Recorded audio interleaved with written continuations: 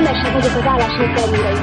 Ilyen 5 éve dolgozom bankban, de tovább gondoltam, ha itt fogok dolgozni, itt fogok dolgozni. Figyeljenek, sokkal gyorsabban hátra tudom vinni a hitelek terjőjét, és hamarabb kapnak. Például? Látom a régi hiteleket, egy kedvezmény. Építhetünk egy cementést, itt a most közepén, ahova mindenki mozoghatná a régi csekkei. Plusz, arra gondoltam, hogy így fogadhatnánk az ügyfeleket, hogy érezzék, ők az ügyek. Az ujján lángok pattognak, és csodát látott az egész lusta kígyó gyógyszertár.